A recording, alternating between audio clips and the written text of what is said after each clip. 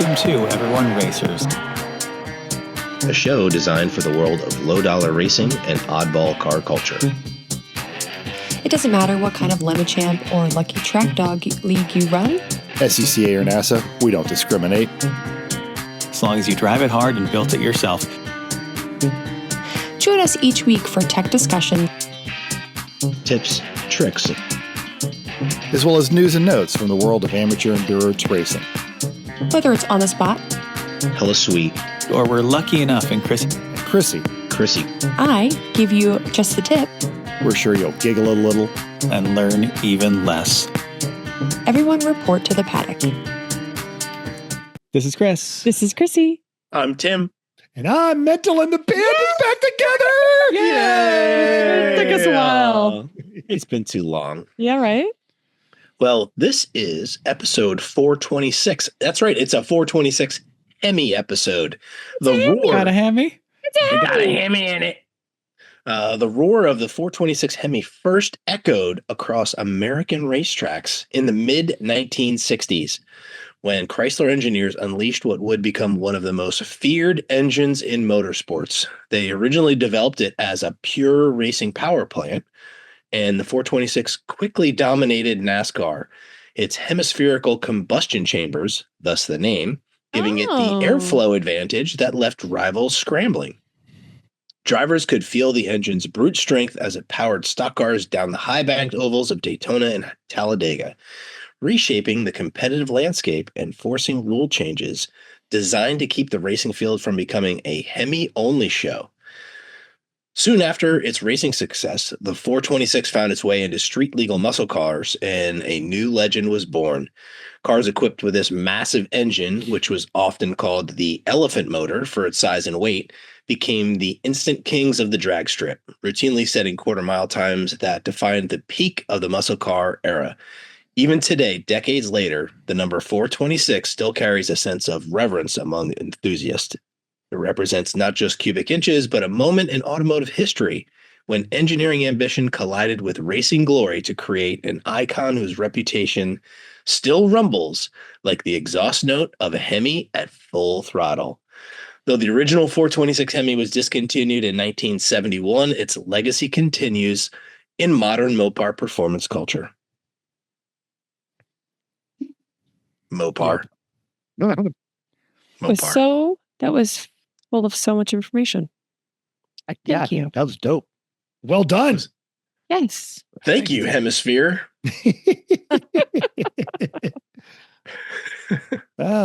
So, we weren't here last week, so we don't know what you guys have been working on. So, Mental, what have you been working on? Bread vans. Limousine. What are you doing on the bread vans? Yeah. I gotta Put a 12 turbo on it. I gotta get pretty much.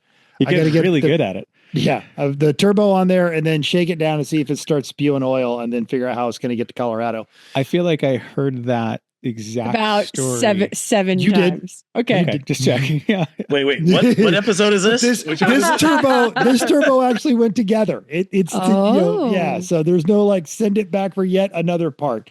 Brought the limo home today because I've got to get that thing Where was it? in storage. Strip joint. Strip joint. It's Lend actually it funny. out to an Uber and they could Yeah. say like, Churro. hey, I've got this. Yeah. we did Churro. we did have one of the listeners reach out and said, hey, if you still have Oh that in my October, can I borrow it for a bachelor party? Yep, no problem. Come on down. Yes. Yeah. Churro. I like that. You're looking at all these nice cars and you're like, oh, I'm going to Vegas. What should I get? Yeah. Oh, you should churro that. Totally. How much Go to is the it? Strip club limo. $9 a day. Bring me a case of Mexican Cokes. Now, you might be able to make some. You can make some money if it's not sitting in storage. You might as well get it to. Oh yeah, no. The idea is like just get it to pass emissions, get it moved on to the next person, next adventure. If you guys, speaking of projects I've been working on forever, remember the Phantom hot tub that revealed itself, and so in preparation, I heard you like hot tubs. yeah, Have fun at hot tub. And your hot Your tub. hot tub. exactly. So we are getting ready to have the addition put onto the house. So we're moving our pool pump from the side of the house. I didn't know you were closer- doing that. Yeah. No, you're doing that. Yeah, we're going to have the expansion. So we're digging down to find out where the pump comes in, so we can have a guy come in there, make a new slab, move the pool pump, run the electrical to it. And so I've been digging, and I've been using that dirt to fill in the hot tub after I rented the jackhammer and broke up the bottom of it so it would drain. And so I've been filling that, and I'm coming across these smaller pipes. If you remember, we first moved into this house 6 years ago, we kept having problems with the irrigation system, and finally I just turned it off because I live in the desert, and it was stupid, and it kept springing leaks, and so we've got it like shut off. It has no electrical. We've turned everything off to it, and I'm coming across these pipes, and I hit one of them, and it explodes and begins spewing water. And I can't find the shutoff for this line. So for like 30 minutes, it's just shooting water. And finally, I have to go to the street and turn it off at the meter. And I'm starting to dig to find out where this line came from, where this line is going, what's it connected to, and how do I turn it off? I do not exaggerate.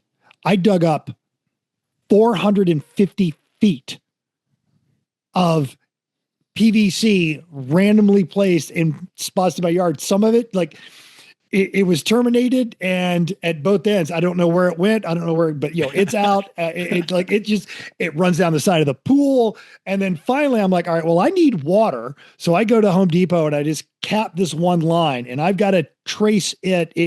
I found like part where it goes up next to the wall, and it's going to run down the side of the house. I got to find out where the hell that comes from so I can cap it closer to the meter or turn it off completely.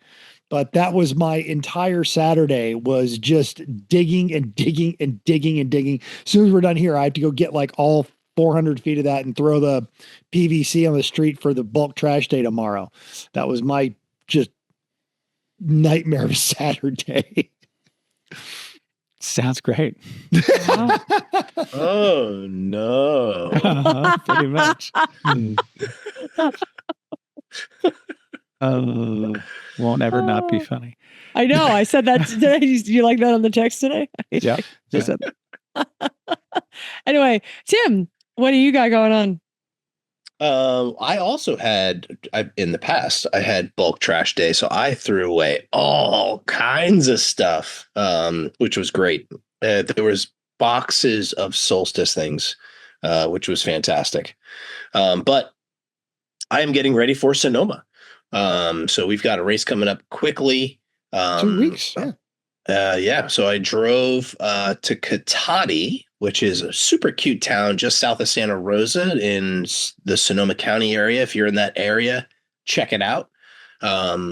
Really fun. There was a local bar, had like a giant dragon statue on the top of it. I was like, man, I wish it wasn't 11 o'clock in the morning. I would totally go in there. But so I dropped the fire bottle off. It needs to be recertified. And then I went to pick up my race car, which was at Driven Garage from the weekend, where I sanded and repainted it because it's turning into a unicorn. It's a little caterpillar blossoming into a unicorn. So it was fun. I sprayed my first car. So it was, we're going to talk more about it later on in the main topic. But Jeff was awesome, letting me use some of his equipment and giving me the how-tos. I've had a little bit of experience early on in my life. When I was 16, I got a summer job in Mako so I could get my car fixed on the cheap because it was an Audi that was rusting because New Jersey. And so I had because Audi, the engine ran in a pile of rust. Like that was it. It was just some dust of rust with an engine running in the middle of it.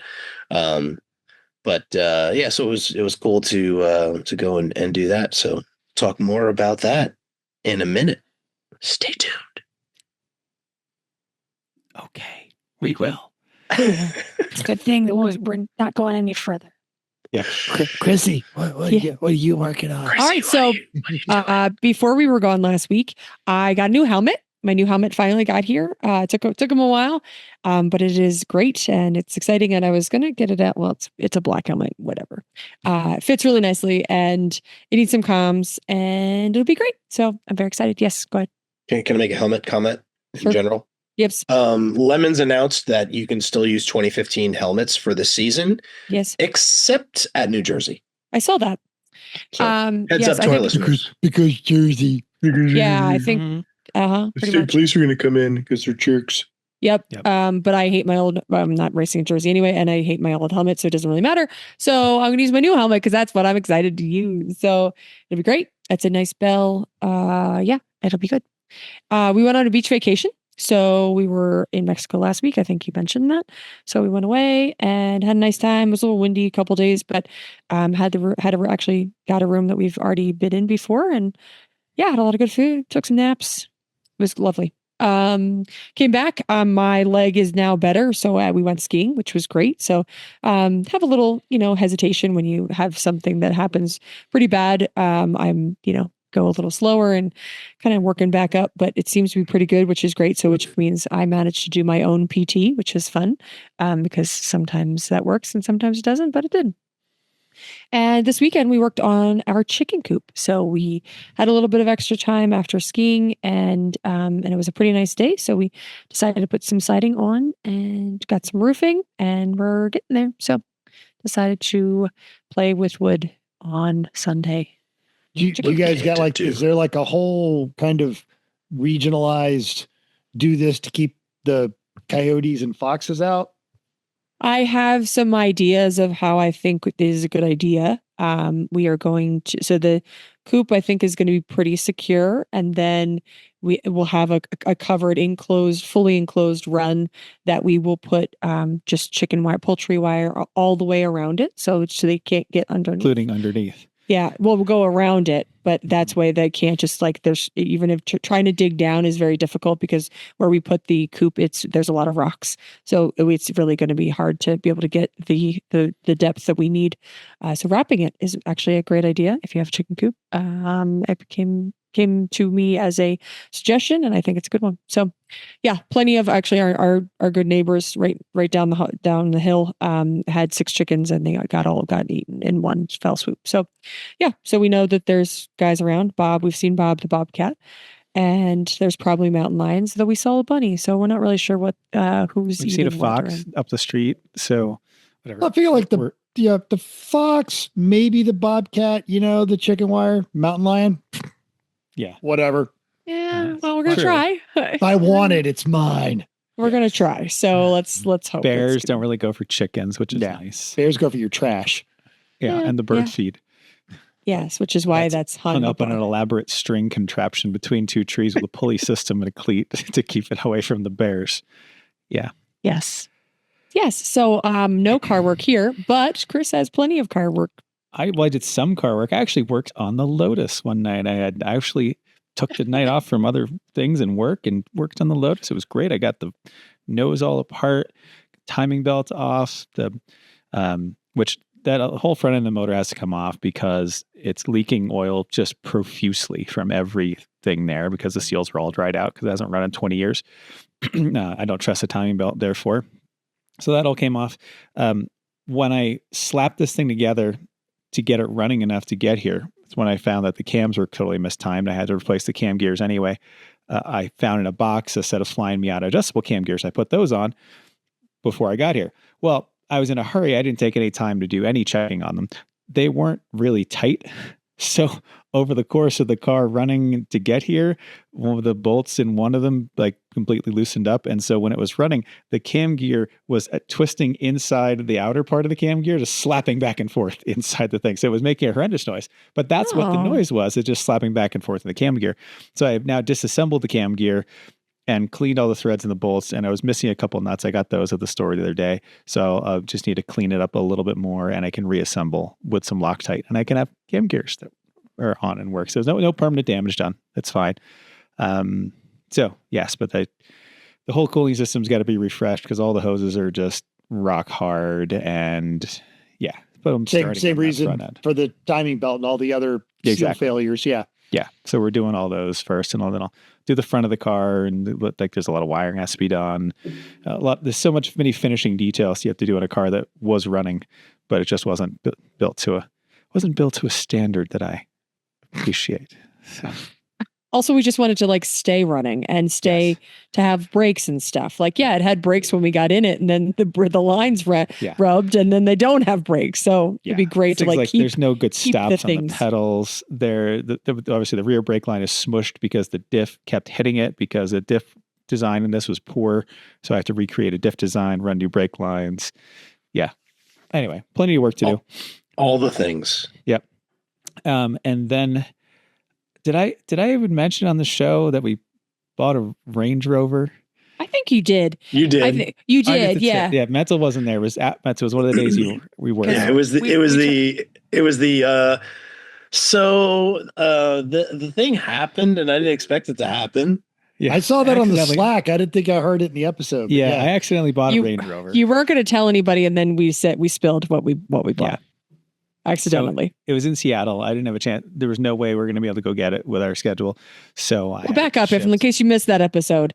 Chris accidentally bid on Bring a Trailer on a land. Accidentally bid. I bid at a number that fine. I was like, well, there's no way this is going to go this cheap. Yeah, and everyone listening has been there. Either like on eBay, they're like, somebody, I'll bid $50 on that. Anybody bid. Yeah. Anybody bid. You're like, oh wait, the time's going down. Okay, someone's gonna bid soon now. 30 seconds. Oh. And this is where Chris says, like, hey, Chris says, do you want to buy this Land Rover? And I was in the middle of something. And I'm like, what?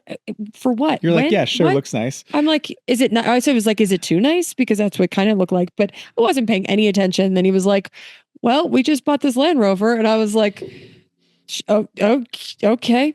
Yep. That's 30 seconds, 10 seconds. Oh, congratulations, you win. Oh, no. No. So yeah, it took a while to get it shipped, but because we were traveling too, so but it's finally here. Oh, so who cares? It's our 2008 Range Rover HSE. Black. Yeah, it's black on cream. This is one of the good year of Range Rovers as far as they go, frankly, because it's not the earlier ones with the BMW engines that were terrible. It's not one of the ones with the later 5 liters that the timing chains all blow up. It's actually like, oh, this stuff lasts.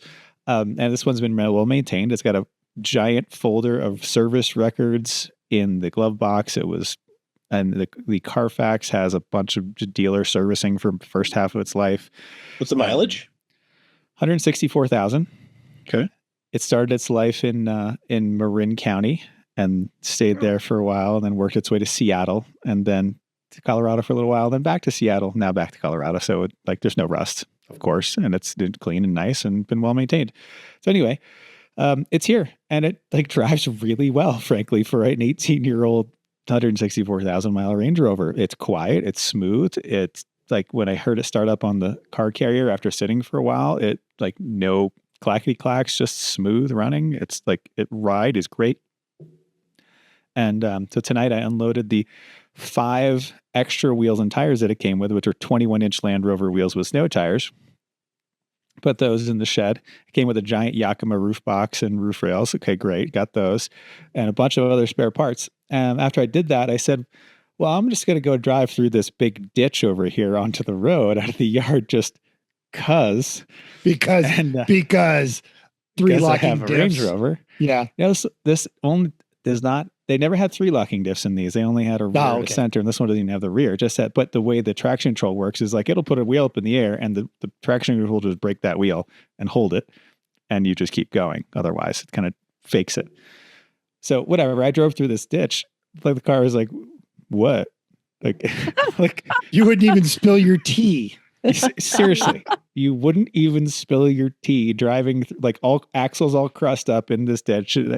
Okay, keep going. That's snow. great, and we have plenty of places to rock crawl in our house and our yard, so we could just take it in a loop around the yard. I mean, it rained today, which is so it's insured. It'd be pretty fun to show up at a rock crawl thing just with your Range Rover and just be like, oh hey guys, nice Jeep. You need help towing that thing out of a ditch or something? Yeah. I think it's got a hitch on it, maybe. It does. Jeep broke down again, huh? That was a shame. Oh, you got stuck? Wow. Well, to This lift looks it like a costs- perfect ski vehicle. This thing's amazing. Holy To crap. lift it costs a whole $120 for these, like, just rods that tell the air suspension to put more air in the springs, and that lifts it up to normal off-road height, and it'll fit 32-inch tires, and it's like pretty amazingly capable. Yeah, and and it's got the rides roof great. rack to throw your skis in it, so you keep all No, the the stuff outside. roof crack's leaving. The roof box, it's huge. Roof box. It's It's enormous. I'm gonna sell huge. it. It's like I Or you can have a fit. smaller one. I can fit in it. Like Oh, it's, you have a it's- smaller one? Okay. Yeah. Yes. Yeah, we put it on the Merc. But yeah, the roof box is as big as me. Like it's It's huge. huge. So it's Yeah. a Chrissy-sized roof box. It is. Yakima. That it Which is is. great. We can Called sell a- it to it's somebody. called a That'll be fine. sleeping camper. Yeah. It's a mummy case. I can just lay My brother had a sport with this color interior, and I love it. That's And even great. like the interior, it needs the leather needs to be re-dyed a bit, but like everything seems to work that I've tried except the keyless entry button. It's got a CD changer. It sure Now does, in the 2008. glove box, right? Yes. I don't even have a CD. I don't think. I know. I have a box of them you can have. I don't even know how I to recycled them before we left Pennsylvania. Yes, because I said we're not bringing them. You're not going to listen to them. Yes, because we had nothing to play them. That's Well, I know correct. what to, I'm I know what to bring when I come shamelessly visit. I'm sharing this Please. for the YouTube people. To look at this. This is obviously this thing was used. Like, this is not a garage queen, but it is gorgeous. Yeah. Clean. So it's I got a full set feel of like- rubber mats, including the trunk one. Like it's complete. It's got, again, spare parts, all kinds of stuff. It's fine. Yeah. The problem is that, right? So this is the problem is that this is my rally vehicle. So it's too nice. It was it's False. a $6,000, 164,000 mile Range Rover. How could you not? What was the I don't sticker know on what- this car? Oh, like probably 85. That's what I If was there's thinking. one thing I've 2008. learned from hanging out with you two, it's that when someone offers you a great deal on a high mileage Land Rover, you friggin' take it. Okay, in October I might have a Land Rover available. To me, you Shut paid for this vehicle what that guy paid in tax for that Yeah, vehicle. pretty much. You guys think I'm joking? I know you're not joking. That's why I'm laughing. I will be on a plane We- the day after the rally. You guys want that? we Just currently don't. tell me don't how have much any- and where the funds are going, because it will go. I will surprise Vicky with this, and she will love it. Okay. Mhm. So I guess I can't paint it. Yeah, I think the plan with this is our like Colorado Rapid. off-road adventure car. Like we'll take Which is this, also a great like plan for that camping car. with mountain bikes for the weekend kind Yeah. of thing. Like, Do all the stuff it was actually designed to do. Yeah. Yeah. and that way, You like, I mean don't that? have to What about compromise the Escalade. Escalade? Oh, This is okay. actually better at this stuff than the Yeah. Escalade is. Slade's a toe This guy's a pig. toe pig. Yeah. Yeah. And every time we get more trail pinstripes on the Range Rover, we're like, okay, so what? Yeah, Yep. exactly. Then it just mentals me like, whoops, we scratched it again. Sorry. And you're gonna roll up to that super hip Boulder coffee shop, and the people just coming from yoga are gonna give you the nose up, but all the true off roaders will be like, yeah, I don't know about that, but they know we'll what see. time it is. Okay, let's move on. This is enough car talk here. Okay, it's news. Everyone Range Rover. That's what it is. It's news and notes time. If you are relying on the octane number at the gas pump in New York City, you should consider New York that City. it's probably lying to you. Andrew Kolomitz from Jalopnik reports that 96% of the gas stations failed audits of the octane contained in their gas types. Quote, out of the 729 gas stations that were checked by the NYC inspectors between mid-2023 and mid-2025, a whopping 702 failed tests of their octane, mid-grade blends, and or signage, according to the city. They failed the test for all of those things. In the local news outlet, The City, reported on. That works out to be 96.3% of all gas stations failing. When this happens, the gas pump is shut down and it has to be fixed until it says what is actually in it. Apparently, they don't actually know why this is happening, since it's happening so widespread. One thought is that the dumbasses filling the underground tanks are just putting the wrong stuff in it, but really, who knows? So you just need to know that what you're putting in a gas station in New York City may not be as advertised. I feel like the solution for that is just not live in New York City, especially if you have a car. Your tunnels decide your car is too loud and you can't fight the ticket. Yeah, just same talk about parking. Registered in Montana. Race gas. Still live there. Sometimes people go there though. Like we've driven from Philly into the city for the night. And we the do weekend. not to get gas in Manhattan. I mean, sure, of course, at but the 3 stations that there are, right? It'd be like there's 702 of them in New York City. $4 a gallon, Not yet. not like California, or it's going to be $7 very soon, I'm sure. Yeah. Yeah. I'm not looking forward to your gas going up because that means my gas goes up. Yeah. Yeah. Luckily, as much as I miss the Porsche, the Hyundai gets filled up like once a month. And it's like $30. It's great. And you look so cool in it. No, I don't. But There's something to be said about a car with absolutely zero F's given. Like literally zero. The gas mileage is so good that you can't remember which side you have to fill it up on. It's pretty good. Like I had to take a sticky note and write it on my desk because I kept forgetting to get gas. I drove it like with the light on for like 3 days. It's all right, whatever. Yeah. I got you, bro. Okay. Speaking of cars that are awesome, the Ford Bronco came out in 2021 and it is so hot, it is not getting a refresh. Brian Hurd at The Drive tells us it has been on the market long enough that it should be getting, mid redesign, whatever they want to call it. People speculated the 25 and 26 versions would be something major, but the brand just keeps going on with changes, small changes year over year. Quote, it's been a lot more incremental, Bronco engineer and development driver Seth Gaglowski told the Driving Exclusive 101 interview. Quote, I want to call it smaller stuff, but in 25 model year, we changed the lot in the interior and you have a digital cluster now. You had the HVAC for the automatic transmissions, and that was all direct customer feedback that came to us, he told them. So if you or someone has been lusting after the Bronco and patiently waiting for them to come out with the new hotness, stop waiting and get one. I actually also know that Ford spends a lot of time like loaning those out and giving them to the Gambler 500 guys when they're doing trail cleanups and that sort of thing. So that's probably also another huge thing is they've got a really good community of folks behind that car. Okay. So there's a fact that we all know something about is that cars are actually pretty good at towing. I mean, Chrissy and I towed a boat across the country with an E-Class. So yeah, we're great.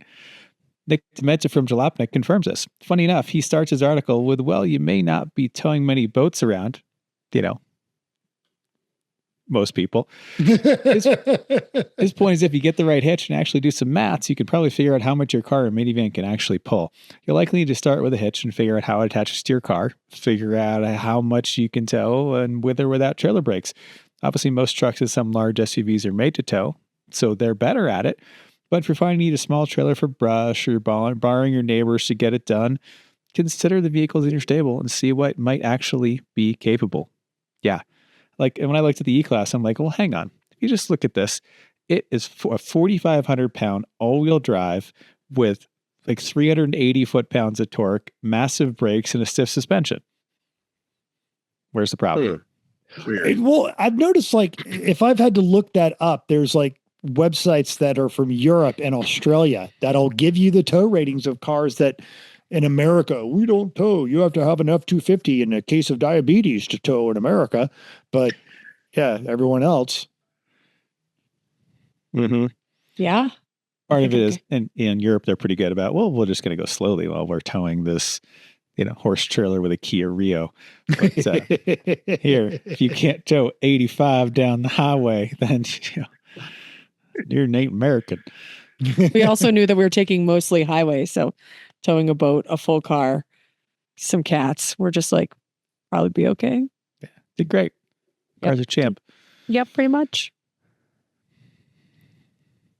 You know what else is great? Racing junk. Yay. Yes. And on Racing Junk, there is a 1984 VW Rabbit Good car, terrible ad. 3 picks from a Cars and Coffee, but the car is done in a nice Golf livery to match the Golf label livery. It's normally aspirated 1.8 with a quote unquote racing cam. It's caged. It's got a fire bottle. It's in Georgia, which is just outside of Atlanta in Kennesaw. And it's only $5,000. Well, they're asking $5,000. Let's be clear. The ad states it's a solid Class C car, and we would all agree. If you look at that windshield, it is lemons okay, good enough on the windshield. So it must be slow and no one hit it because every panel looks straight and the paint job is beautiful. It really is. I know the Golf It's a livery's good-looking played car. and everyone hates it. I love it, but yeah, it's a great looking car. yeah, buy it. Go racing. Yeah. Do dumb things. Listen to fun. us. Yeah. 'Cause we do dumb things. Upcoming races. It's NOLA time, baby. Lemons heading down to the bayou. You've got 76 cars. 11 of those are BMWs, and even though it's only 11, it is still barring. 8 Miatas, 4 Hondas, 1 Porsche, a Tercel, 2 Corvairs, a Blazer, Lemon's first Pontiac Vibe, and a Crown Vic, along with a host of other very boring cars. 5th host Eric Rude says, Bendy the TR8 has returned. Lemon's first Vibe, the new Tercel, an Accord that was allegedly acquired by trading 30 pounds of venison. That's a great story. A diesel E21 versus Jetta TDI rematch from Barber, and a crap load of boringer cars. And those are There's Eric's a- words, not ours. Well, my words were boring cars when I wrote it because there was Exactly. just a lot of boring cars. Like, But- so normal. Great track. I know B Train is one of the judges. I didn't catch who the other judges are. It's probably Eric. I should have written it down. Sorry, I didn't. That's all right. So yeah, that's going to be a good time. I know the Inglourious or Skinny Coyote Racing is packing up to head down there in a little bit. I wish I was going. It'll probably be Sajeev. He's close. He's so close. Oh, yeah, I think it That's is right. Sajeev, It is. Yep, yep. And so that's You're right. a great. You got B Train, you got Sajeev. Rude likes to go down there. You're gonna have Nick Pond because he likes to go down there and he knows a whole lot about there. So that's going to be a great time. I hope everyone is safe. I hope it doesn't rain because that track is terrible. So bad when it rains. It turns into a pool. It really Yeah, is. It's like lap a times. like a Weren't you there in the bog. hurricane last year or whatever? Lap times. Yeah. We had, I remember, I want to say it was 20 or may have been 21. They had a car go so far off, it hydroplaned and just slid through the mud. The track went, we can't get to it. We're just going to wait till the race is done. We gave the guy a ride back. No one's going to hit it. It's 500 feet off the track. It's into its axles. It's fine. We don't have that long of a toe strap. That's wonderful. Yeah. Still, Okay. but fun track when it's not raining. Racing results time. This past weekend, Lucky Dog had their Every Dog Has Its Day at CMP on Saturday.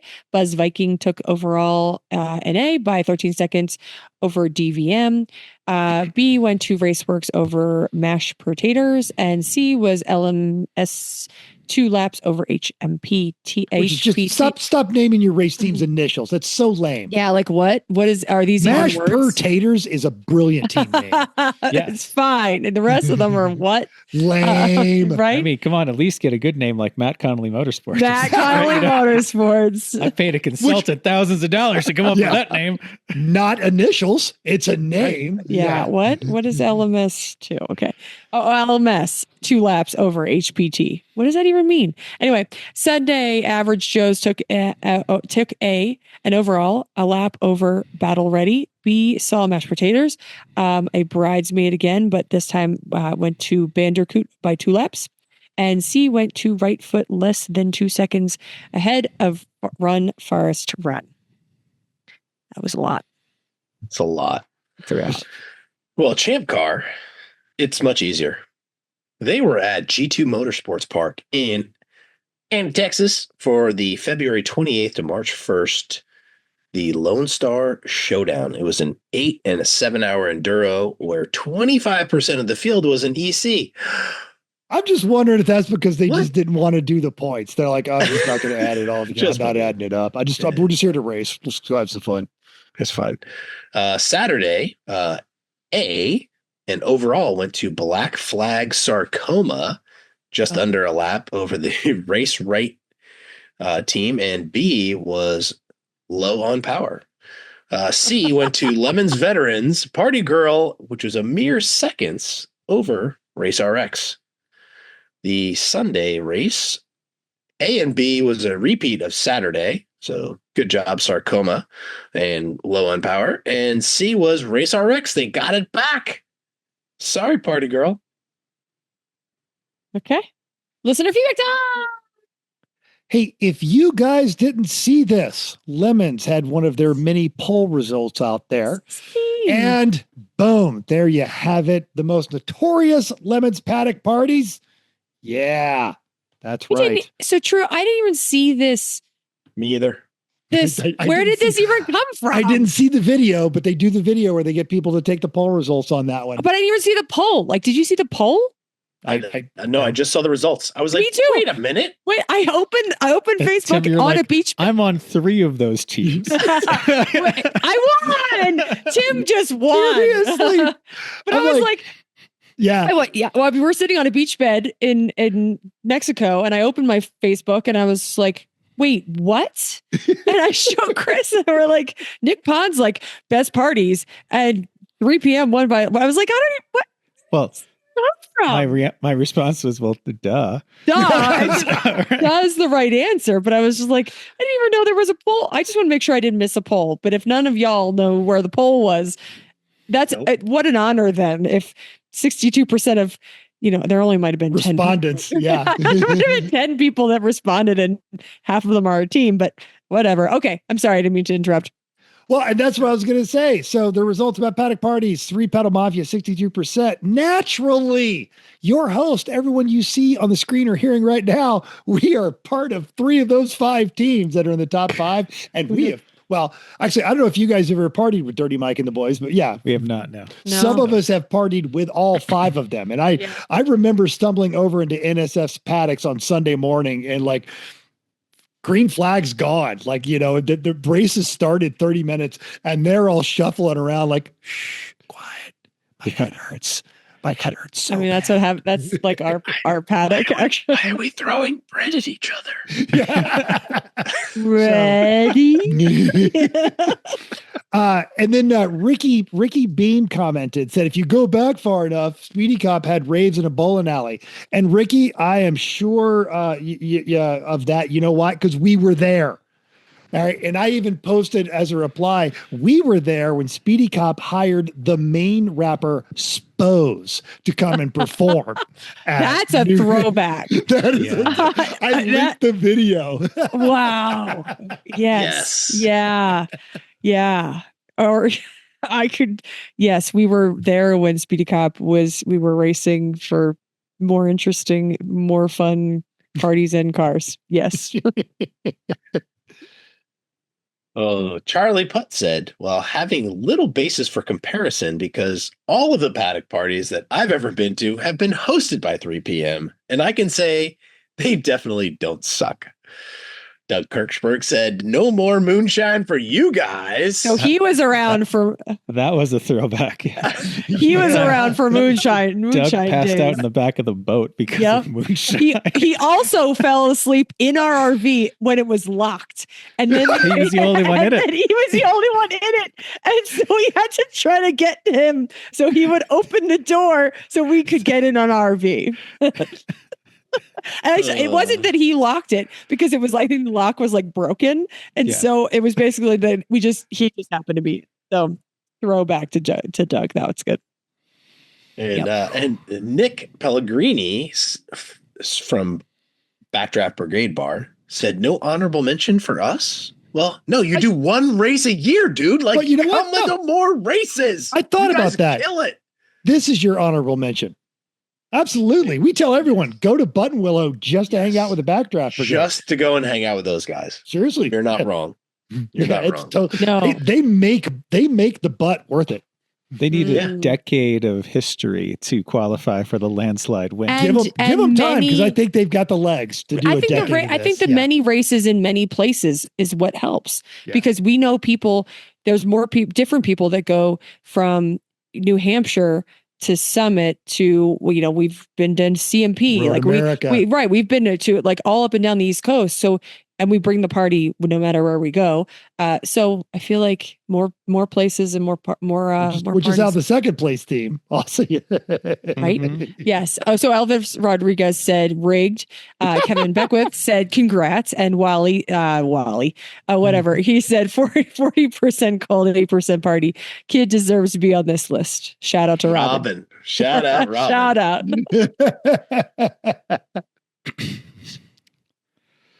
All right, on the gram, Ashley and Doyle broke it down. 1, mad food at the potluck so no one goes hungry or drinks on an empty stomach. 2, hot tub. Yep. Yes, I fat figured those previous LOL. Wearing costumes into the night and continuing to commit to the bit and insanity. Check. Cool music. Check. Random dildo throwing, including various games / competition that may or may not involve bets that may have been higher stakes than just $20. Check. Bring food and drinks to those working on their cars to get them back on track the next day, including full engine swaps because why not? Check. Bringing parts, fluids, and tools so it's fixing their cars. Check. Keeping the judges happy. Check. That's a great list. Thank you. It really is. Yeah, Well that's done, us in a Ashley nutshell. and Doyle. Yep. Last week's guest, Alloy Motors, aka Driven Garage, said challenge accepted. Okay. Yeah. Now Sislak popped in there and said, I don't know how Dirty Mike didn't win this. They have a jar of old mustard and a poodle, which is true. And they are central to the Midwest. I'll probably see them at Mid Ohio, I hope, but they're always at Gingerman. Do you have a glory hole?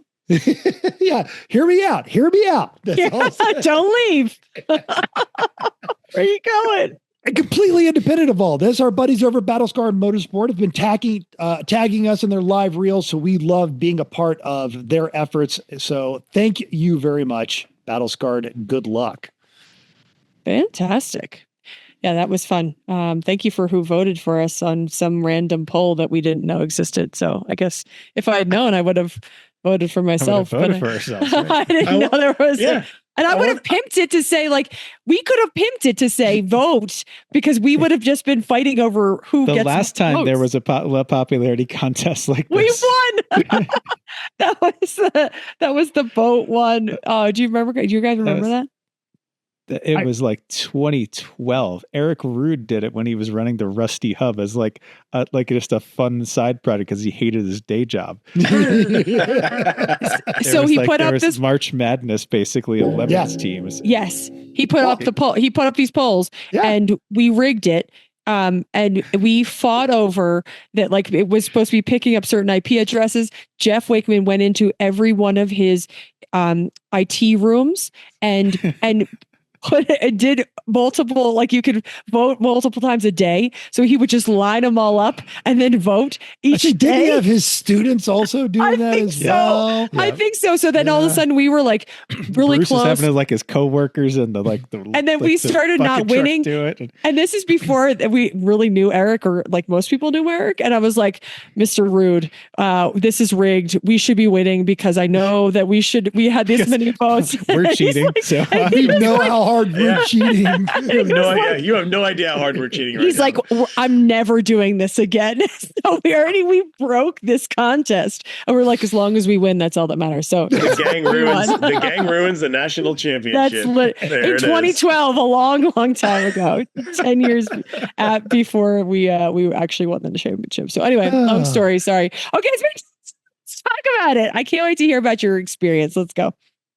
Super fun. All right. So Super fun. this is a kind of a dip your toe in the water of how to paint your car. And you can do this a lot of different ways depending on what you expect your outcome to be. So I went for a low budget version. Like I did the whole thing for under $400. Right now I had I had access to a spray booth, right? So I'll give you the rundown of what I did. I would say an easy way to do it is you go to Home Depot and you buy a bunch of spray paint and a bunch of sandpaper. And like that's the, 50-50 rule, which is at 50 miles an hour from 50 feet, it looks okay. Right. Mhm. But if you want it to look okay while it's sitting still, I think you need to spend, a little bit of money. So I went and I bought single stage paint from Summit Racing with a hardener. That was like $190 shipped, taxes out the door. Then you've got to get good high quality tape. Like I put blue tape on, and Jeff was like, that's not gonna do it. Like all of the chemicals in this paint are going to eat right through that. So you've got to do high quality tape, which it's like $6 a roll, but I used 2 rolls. That was it. Paper. So you got to tape everything up. It's all about prep work, and everyone's, I'm sure, has heard this before, but like wash your car with Dawn. Yeah. Wash your car with Dawn soap to get all the grease and all the crap off of it. And then you have to sand it, and you want to use, depending on what your paint is. Like I used 400 on the good paint that I had on the car. And then I had a bunch of spots where the clear was coming up because it's, Lemon's car. And I did 220 with a DA and knocked it all down and knocked it all pretty flat. I did no body work, like no dings, no nothing. If there were chips that were like large, I would like sand those out. But that was it. So you get it dialed in, you tape it up. Then you have to bring it into this is what I did. Brought it into the booth, wiped the whole car down. Did you get pics of this? Because you had all the tape up there and all the prep work on there, and I do because we can't have this conversation without talking about the old school $50 paint job that was making the rounds of the internet 20 years ago. Yeah, those days are long gone. Like single stage paint is going to cost you anywhere from like $50 for a gallon. Oh no, this guy does it with Rust-Oleum and a paint roller, but it's labor intensive, and that's what he's talking about. But it's the same lesson: prep. So I'll give you guys. This is a sneak preview for those of you that are on YouTube and not just audio. Expect to see this at Sonoma. No, drop that on your computer so we can share it. No, that's it. That's all you get. You get just a little taste. I'm not going to say what it is. I'm not going to explain any of it. That's what's happening right now.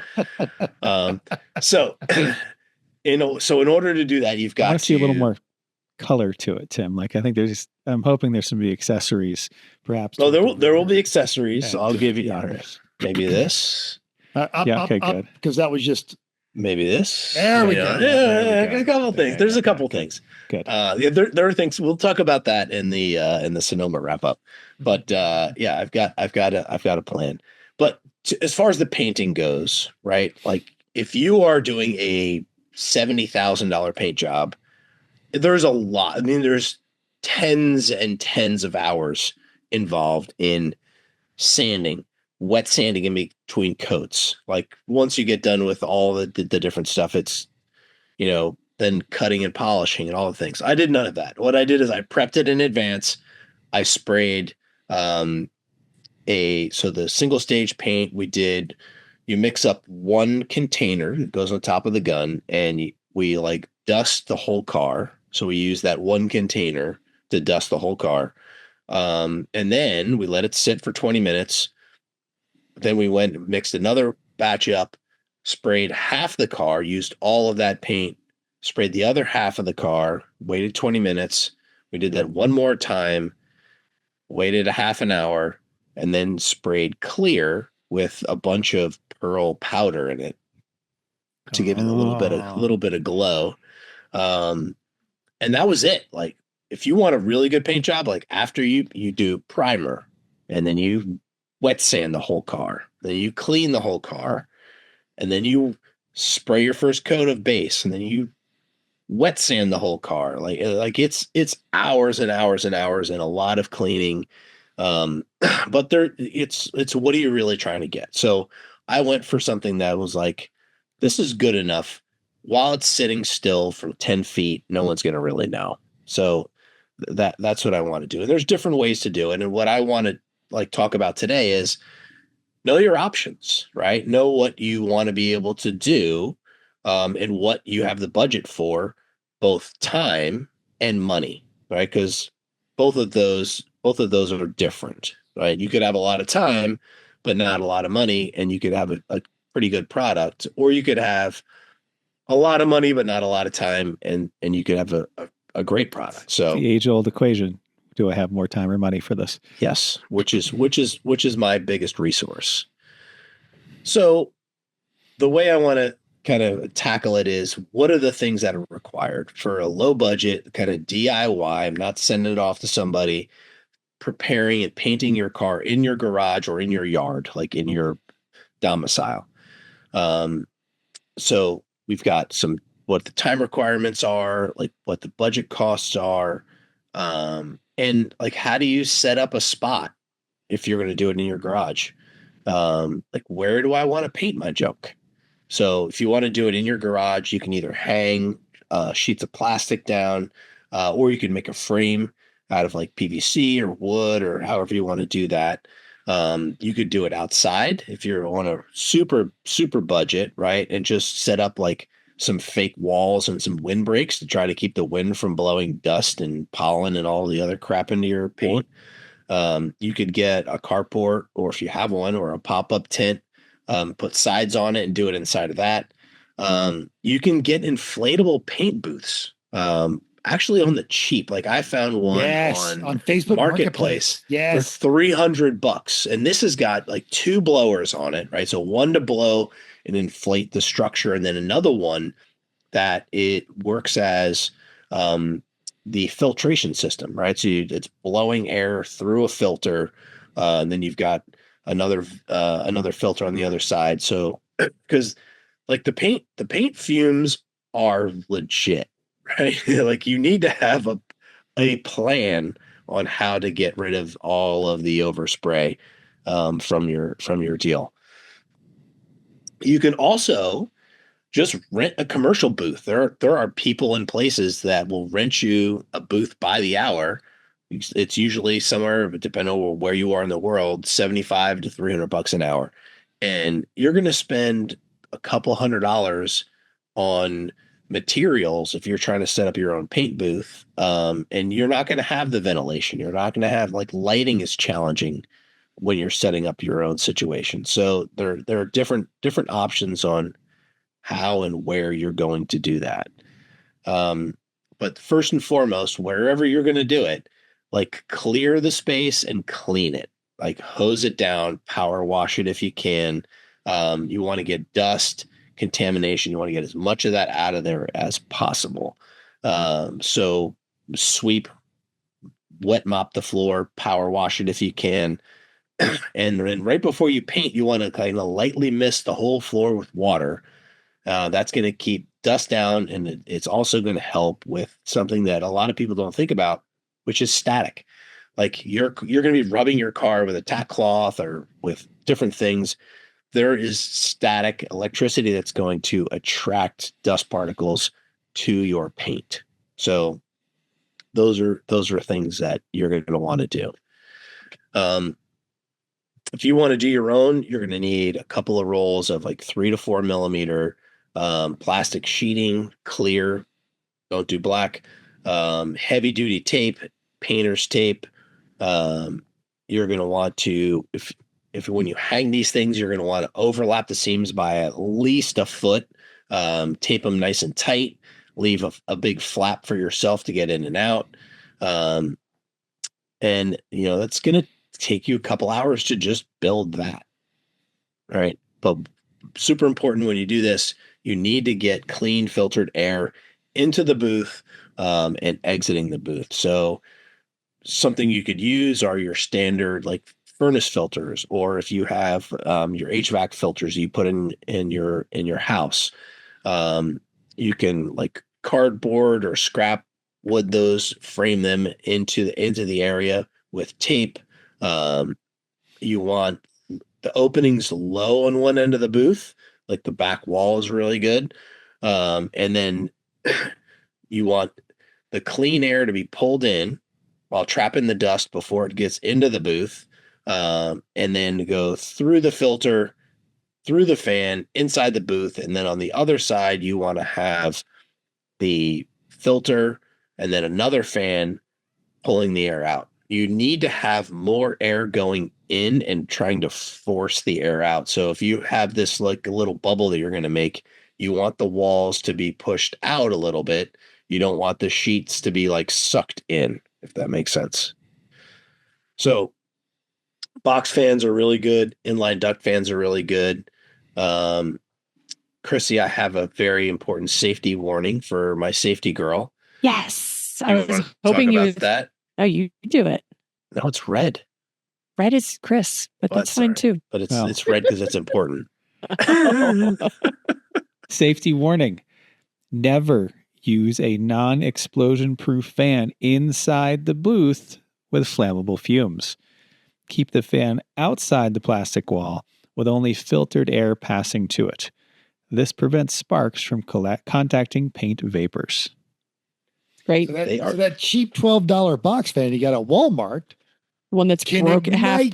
half broken, and Yeah. because it's Yeah. fallen down so many times. with the I have cord with two. a cut in it. I have two of those. Yeah. Yeah. Those are fine outside the booth, and you need to have a furnace filter between that and the fumes. It's good.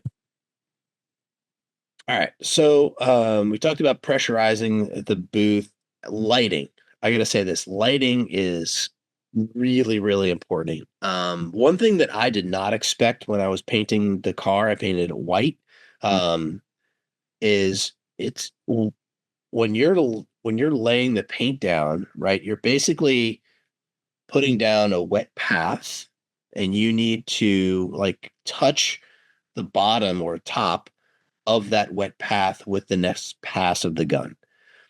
And with white, kind of like if you're skiing and it's snowing really hard, like you get white out. It's hard to see where the wet and dry is. So you need really good lighting and be able to like position yourself where you can see the glare. So that's a hard thing with white, which I'd never even thought about. Jeff was like, yeah, you got white out, man. You just can't see that.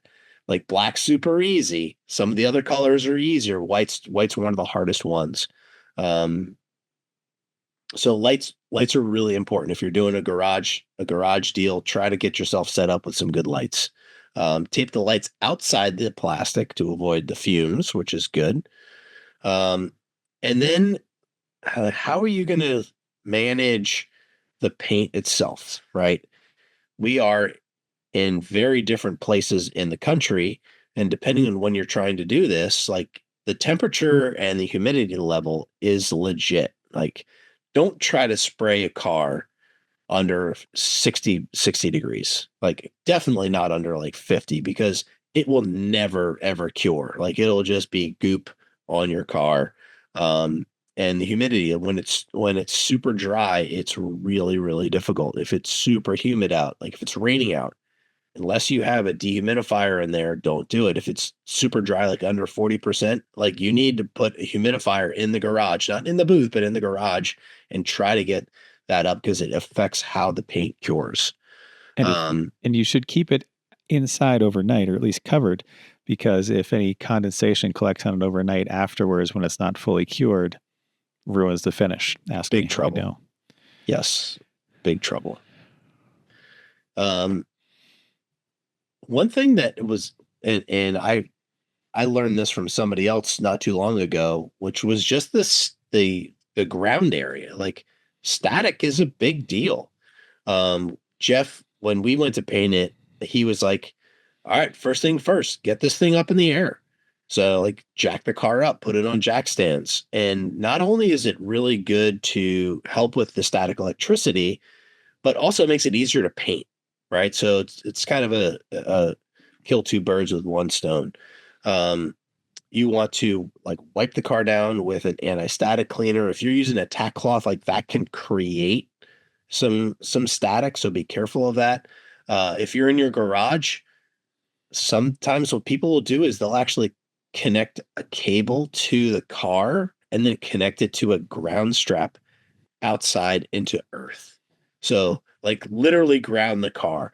There's other ways to do it where you can actually use like a car battery and set things up to try to pull the static away from the vehicle and to redirect where all of the like lint and other crap is floating around. So that's a pretty cool way to do it. So paint booths. I have a kind of breakdown of how to do it. It's probably going to cost you around $140 if you try to do it yourself. So that's what you should expect. You know, you could do it inside, outside, professionally. There's a lot of options.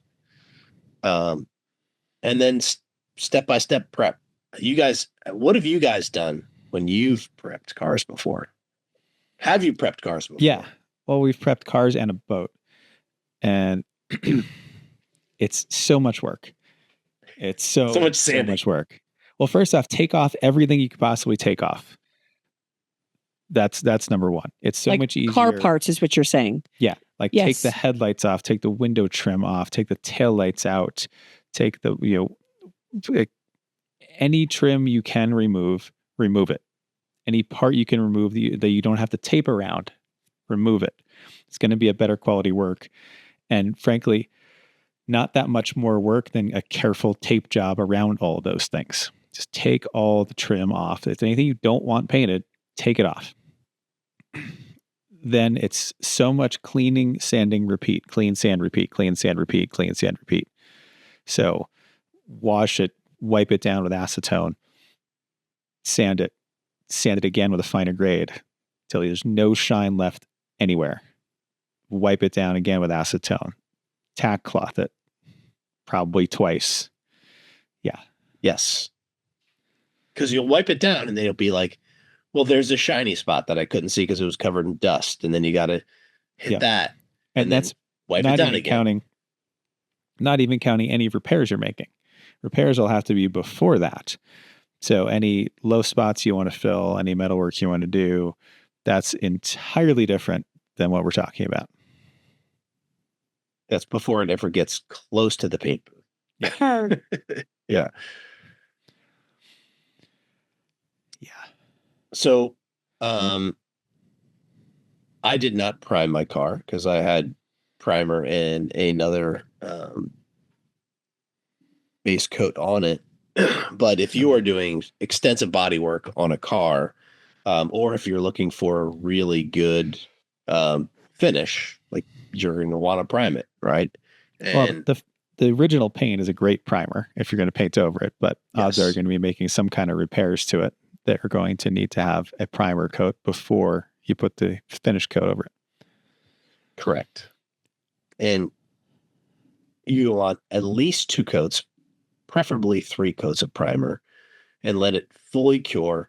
Don't sand your like goopy primer. That's just a waste of sandpaper. Like let it cure before you try to do it. Wet sand. Who's wet sanded here? Isn't it fun? So much. I don't know. All I think sanding. All sanding. all sanding's bad. I don't know. Sometimes wet sanding's a little better than dry sanding. Well, I feel like at wet sanding, you're getting close to the end of the process. And you're Maybe seeing so. results. Yeah. Yeah. Well, but also wet sanding could be like step one if you're just trying to restore paint or something like that. And it's tedious at the beginning. It's tedious at the end. That's true. But super important if you want to try to get a really good product. So, once again, if you're listening to this, you're probably doing like single stage paint. You're probably not wet sanding in between coats. You can be very careful in the way you apply the paint, but you're probably going to screw it up. So there's going to be some sanding involved. If you get a one thing I learned with Jeff is if you do apply, so one mistake I made when you're I'll talk for a second about spraying. You can buy a gun at like Harbor Freight that like you can get guns pretty cheap. The gun that we used on this was a 3M gun with actually like plastic disposable tips. Like you can get a box of these tips for like $25.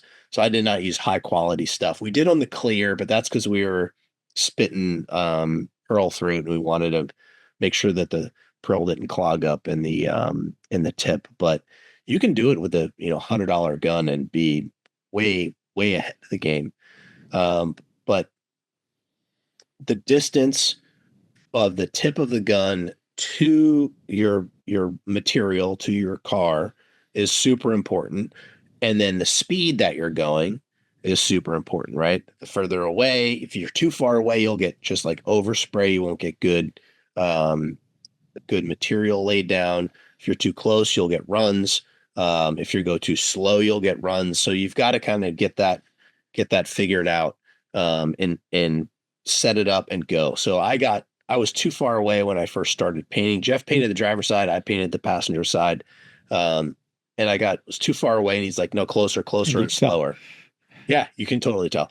And he's like closer and slower. So I overcorrected, right, and went too slow and got a run on the rear quarter panel. It was just a little too much. So we get done with it and he took a piece of tape, like painter's tape, and put it kind of between his hands like you would a piece of dental floss. And then he just approached that spot with the tape until it just touched the high spot where the drip was. And he did that doop and then like moved the floss or moved the tape to a fresh spot and doop, did it a couple of times. And like, I'll be damned, the run's gone. Like it's a little lumpy in that spot, but like you could sand that out and not have this like giant run. So that was pretty good and pretty cool. But it's getting like anything else, it's getting a feel for it. There's so much technique to how you're using the gun. Like you basically can never let the air stop flowing. You can't ever stop and start the paint on the work surface. So if you're painting, a door, you have to start the paint on the outside of the door, go across the door, and once you're past it, let the paint stop but keep the air flowing, and repeat as you go back and forth. And keeping in one of the hardest things is keeping an even angle and distance on the gun as you go along the panel, because your arm moves in an arc, and when it's straight in front of you, it's furthest out, and that's when it's going to put, again, the distance to it changes in the amount of the paint that goes on, the consistency of the paint that goes on. So it's keeping that even movement as you go across the surface and keeping the gun straight and not angling as you get further and further away from you. I'm so bad at that. Yeah. Yeah. Well, that's why, like, the good things we want to paint, I paint them. When it doesn't matter, you paint them. So. I'm like doing fine. Oh, too close. Oh no. That's usually what happens. Oh no. Oh no. Mm-hmm. That's pretty much it. Yep. Yeah. That's what happens. I have the terrible eye for when I think all the prep work is done and then the first coat of paint, the prep work was not done. I can clearly see that seam and I'm going to have to just start over again. Oh no. It's one of those things where when you think you're done with the prep work, do more. You're not. Do more. Do more. Yeah. Totally. So, and the thing that Jeff mentioned to me is, keeping the angle is so important, and it's, I think, like no like wrist flicking. Right? Yeah, that's what we were just talking paint, about. Yeah, You got to keep the angle exactly the same as you go across. And just paint. What he said, which made sense to me, is like, well, what do I do at the end of the stroke when I go from one direction to the next? He was like, just go off of the panel, just keep going, and then come back. Mm-hmm. Right. So that was pretty cool. All right. Inventory. Like, what do you need to get? All right. So you're going to need a good paint gun. Amazon, Harbor Freight, $30-$50. You need a compressor. So if you don't have one of those, you're going to have to buy one. So somewhere in the, couple $100 used, probably 300 to 600. If you get a new one, you want at least a 20 to 30 gallon compressor because you are going to use a lot of air. Respirator, a must. Like, get yourself a good respirator. If you don't have one already, like, go and buy one. Like a real one, not just Love your some, love Not yourself. not just your KN95. yes, that's what I mean. with you, like, replaceable filters. Like, go and get yourself a good respirator. They're not that expensive. And they're way more comfortable than like just the you forget you're wearing it, especially, and you're gonna want like your eyes covered, all that kind of crap, because nothing you're spraying is good for your skin. No. And got to protect the money maker. You're going to want good sanding block. You can buy a kit at Harbor Freight or most of your other places, which is like a block sander. It's big, long, like 1 foot long. If you're just doing straight panels, a DA sander, tack cloths are cheap. They're like $5. Drop cloths for the floors. And you're going to want like good paper or plastic to cover up the spots of your car that you don't want paint on, like your wheels and tires, your glass, like all the things you don't want to. The tape's $6 a roll. You don't want to like tape the entire windshield, right? Like use paper and plastic and those sort of things. You're gonna need mixing cups and paint strainers. These are essential. They're like you're gonna expect to spend $15 on that stuff. And then your consumables: degreaser, wax, grease removers, $20. Sandpaper, get a variety pack, 80 all the way up to 1,500, $30. Body filler, if you're going to do that, Bondo, $15. Primer, spray cans are cheaper if you want to go that route and a little easier because you don't have to clean all your guns. And then a good budget single stage. Like I think mine was $100 for white from Summit. You can get it cheaper than that if you want. Depends on what you're trying to do. Clear coat, which is optional for single stage, but it is nice. I bought a gallon of white paint. I used almost the whole thing in the car with 3 coats, and just 1 coat of clear. And that's probably going to run you $100 for the clear. You're going to need reducer and hardener. That's going to be another $30-$40. Optional things: polishing compounds, buffing wheel, that sort of stuff. If you Not really optional. Once you're done and you've wet sanded, you still have to cut it, and then you still have to polish it, and then you still have to. Yeah, I did not. So I sanded my car. I cleaned it. I put 3 coats on. I put clear on, and I'm done because it's a Lemons car. Like, don't care. sure. Don't care. So it depends on what you're trying to do. If you didn't care, you would have painted it outside with Rust-Oleum cans. Which And a roller. we've done. Yeah, and a roller. Yep. Yeah. You Or can- somebody. Oh yeah, right. There's lots of Somebody ways to do it. holding the basketball net or the Or the crappy giraffe stencil. giraffe stencil, and somebody rolling on the brown. Both top of those stencil. cars looked awesome. They did. They did. Well, it's the same car.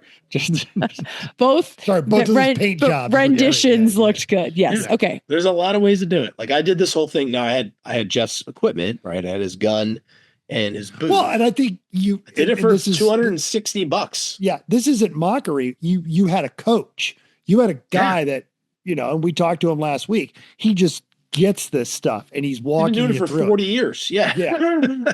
Yeah, totally. So it's a cool process. If you've got something to do it.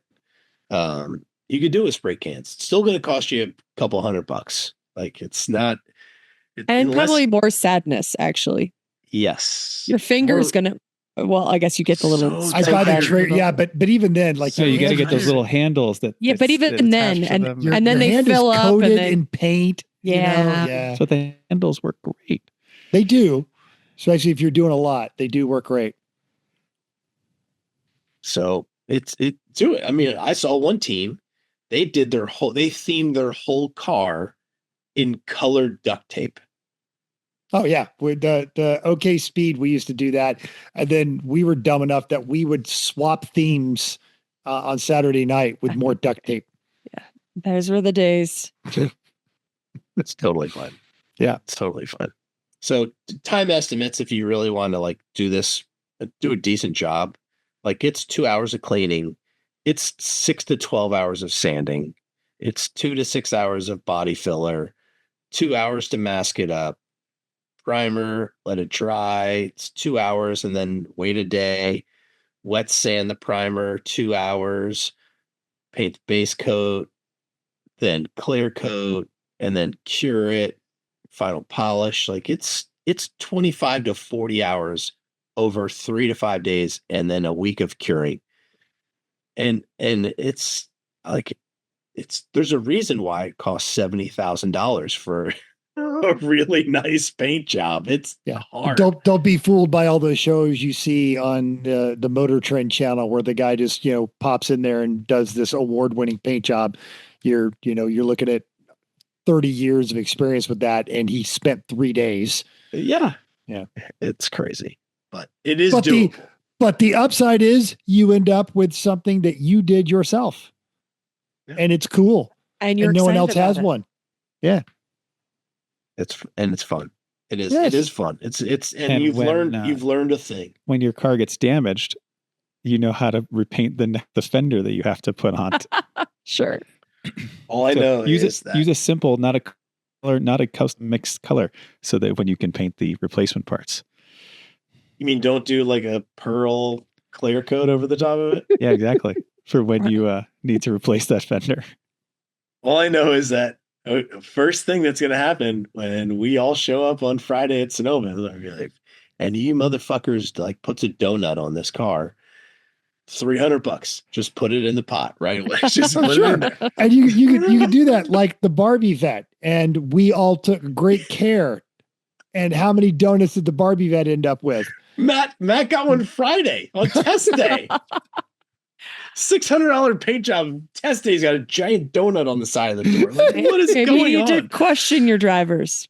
Question who. No, it was another. It was the owner. No, it was team full of rookies. They came over and apologized, but it was hilarious. Because that's the other part. At the end of the day, it's a race car. If you don't want donuts down the side, don't race it. Don't race it. Yeah. Take it on a rally. No wet sanding. Yeah, no wet sanding. 100%. So it was fun. It was a cool learning experience. I love doing it. I am more inclined to do the body work and paint side and the artistic side of things than the mechanical side. Probably just because I've been exposed to it more, but I also find more joy in it. And that's probably the artistic side of me rather than the other side. How's this feeling for your El Camino project? How you feeling about your ability now to do that the way you want? Elko's painted. Oh, never mind then. All right. So yeah, good. I've got to just pretty good. Yeah, feels That's great. Yeah. The problem is I have 48,000 pieces of chrome I have to put on it.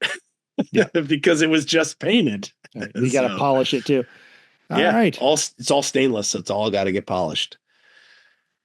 So I gave you all that metal polish when you cleaned out all my junk there. Yeah. I gladly took it. Yeah. I gladly took it. Well, hey, I'll say this as we're wrapping this up. So, folks, if this has inspired you to try and paint your own car and you have questions, reach out to us on any of our socials or our email, and we'll forward that to Tim, and Tim can answer all those questions right away. To. Actually, and if you've done that before, because Chris answers all kinds of technical questions, it's been great. And so, so if you're like, hey, I want to try this, where can I order this? Where can I get this? Let us know. We'll do this. And this weekend, Saturday, not Sunday, Saturday, 8:00 my time, Tim's time, is the season opener for Formula One. So if you have not made your team, built and joined our league, you are already behind. And you guys, I know you guys were taking a break from a lot of electronics. How are you guys feeling? Do you set up, Chrissy? Yeah, we're good. We're set. I said it. We watched some YouTube that we tried to find ones that weren't AI on who's going to be good and who's not going to be good. I made a team. Not sure that I like it. I put my money where my mouth is. On my team, I have Checo and I have Cadillac. Ooh, okay. Well, it's cheap. I mean, it's better than Aston Martin. Ah! They're It's going to cheap. be terrible. It's cheap. Yeah. Woof. They were an affordable way to round out my picks on Yeah. that one. Yes. Yeah, I'm not on. But and we've talked about this, but I think that's the reason they hired Checo and Valtteri, because like, oh, these guys know how to develop a car. They may not be the world champions, but they can make this car fast. So Yeah, Agree. they're reliable. You know that they're going to push and they're going to do what they can with the cars they got. yeah, and they're I gonna agree. talk to the engineers and you make it all fast. Anyway, so if you want to have these kind of discussions, if you want to beat an extremely successful Porsche owning guy here in Las Vegas who won You were in last year. second. You were like second Not last me, year. not me. That Buddha. was- Buddha won. oh, Yeah. I was last. So there's that. He was talking a little smack this year. And I think where you and I screwed up, Chris, is we had a couple races we forgot to make predictions. Maybe. So I sat And you know down- what? I held sat on down to. with the F1 Guilty. calendar and I put an alert in my phone Oh, for wow. every Wednesday before Wow. the race. It You know says, what? go make your picks. I also held on to some people that I thought were going to do better. That like I thought Sainz was going to do better, and he just, Williams just bailed on him. So things like that I just was like, I was like, oh, this is good. Oh, wait, it's not good. Oh, it's good. Oh, it's not good. So I think I just held on to some people that I should have just drafted. And Yeah, The there you damn go. sprint weekends got me. I was like, I put my picks in. Nope, locked. Like, Yeah. oh no. Yeah. Yeah.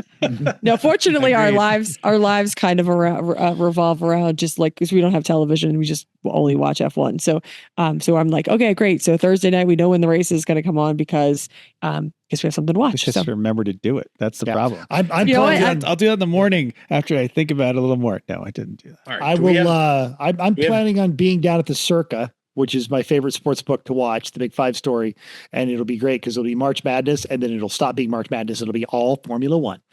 So, So Yes. are we doing a quick F1 bold predictions right now? no, What? no, We need bold I don't prediction. want- Driver champion, I don't want to constructor commit. champion. You got to No. do it. No, Oof. no. Fine. No. No. How to do it? We're all going to be Come All on. wrong, right, so it I doesn't think, matter. I think Timmy's Doesn't matter. calling us out for a round around the horn. Yeah, let's do it. All right. Wait, you went. Okay. I'm gonna go Driver with and- Driver and constructor.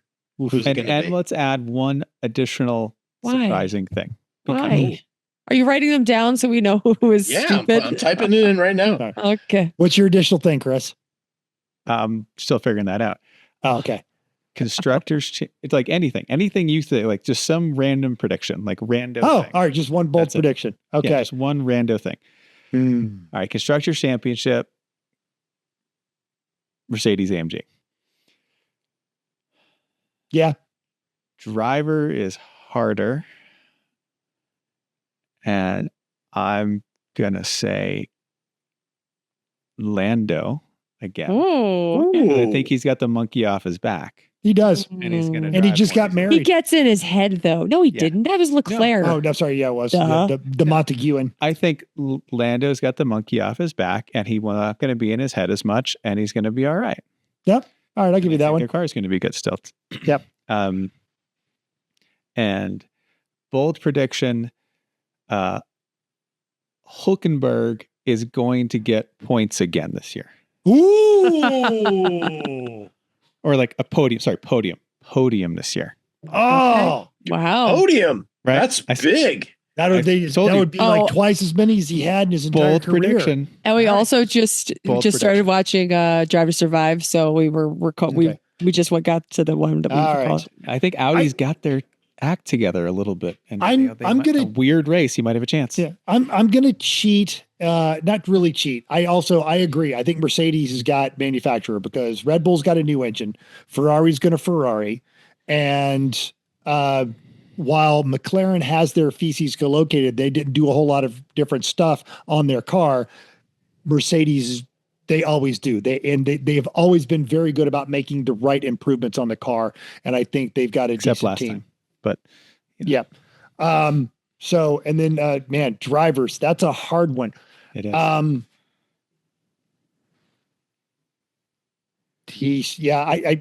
I'm feeling Lando just because I'm not feeling anybody else. No one else is a standout.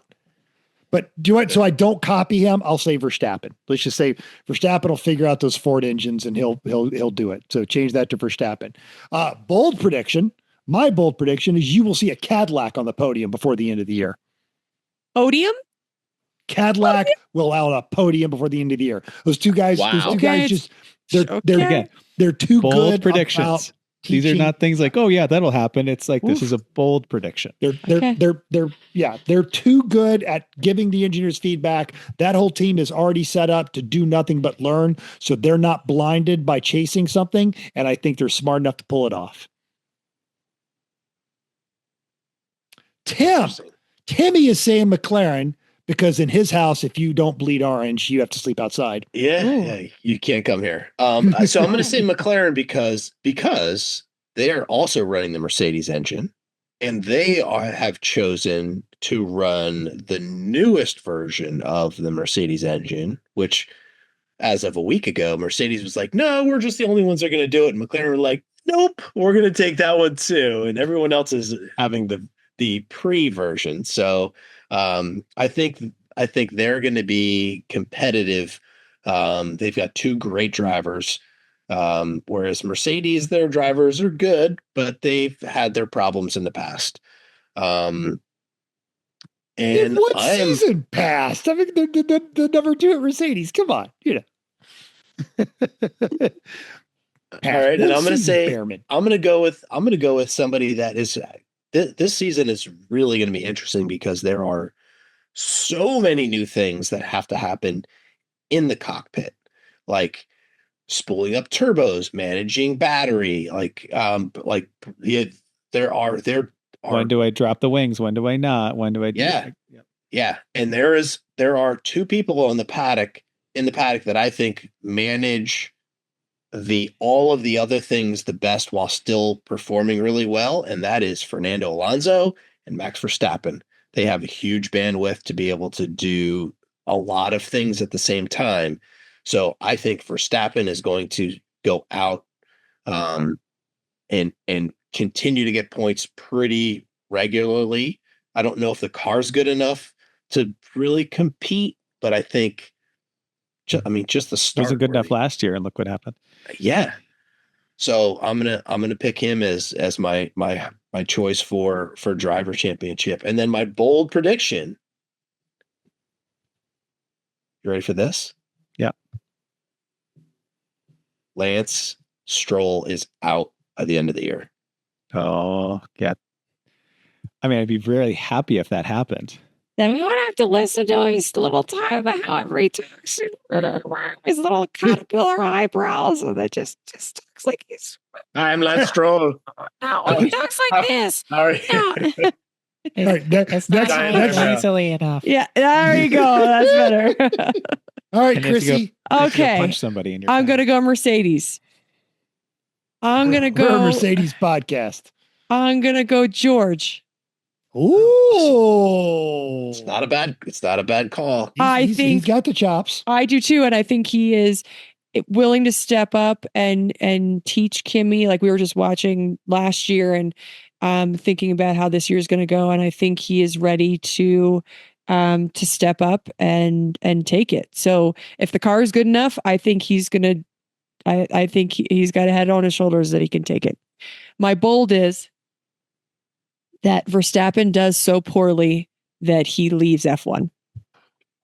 Oh, man, she just aims for the bleachers on that one. Man, I hope you're right. So I mean, we were watching a whole bunch of like Crofty and a whole bunch of the production guys at F1 with their bold predictions, and somebody was talking about how much Verstappen he's not a Fernando to stay in this sport forever. He does so many other things, and he's so finicky that if he doesn't get his way and doesn't feel like he's good at something, he's gonna leave. He's got more. This is what whoever we were listening to said. He's got more money than I think it was God. Brundle. Yeah. He does not need the money. So if he's not good, he's not winning, he's not on top, people aren't praising him for being the second GOAT, or just thinking that he is the GOAT and Lewis isn't, he's just going to leave. So I think he's going to go down slope, not going to get the wins, and he's going to walk away. Mic drop. Mic drop is right. Boom. I love it. All right. Well, we shall see. We got to remember it's the Hemi episode where we have our predictions in there. Okay. All right. Or put it in its own doc. There you go. One way or the Right. other. We'll figure it out. What are your listeners? What are Ooh. your predictions? Well, Put them join in us the in our doodly league. do. Join us the in league. Join the league. Tell us who you think's going to win the manufacturers championship. What drivers championship? And give us your out of the way bold prediction. Great. All right. Fun. Thanks for giving us information, Tim. That was a fun show. Absolutely. It was fun. I'm happy to share my experience with y'all. It was super fun. And now I've got all the cool things to do. Make my little unicorn come to life. Fantastic. All right, guys. Nice seeing you. It's nice to get the band back together. It's so Finally great to back see all you together. guys. Yes. All right. We'll see Goodbye. you all And next week. thank you, listener. Thank you all. Good to see you all. Listener. Thank you, listener. Just All one. fives. All five of you. listeners. Yes.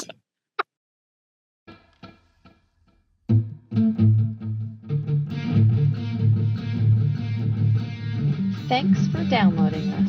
We hope you enjoyed this week's edition of Everyone Racers. We also hope you will join us in the world of driving, racing, and building, because everyone can be a racer, even you. If you enjoyed this podcast, subscribe. It's totally free. Then go to iTunes and give us a 5-star rating. Even if you hated us, give us 5 stars and tell us why. If you have any questions or show ideas, drop us a comment on our Facebook page, Everyone Racers, or email us at everyone.racers@gmail.com. You can still text us at 484-243-0455. Find us on Instagram at everyone.racers, YouTube and Facebook under Everyone Racers, or even Reddit at /E1R. Thanks again, and until next week, keep the shiny side up, unless, like us, there is no shiny side, then just keep those wheels down.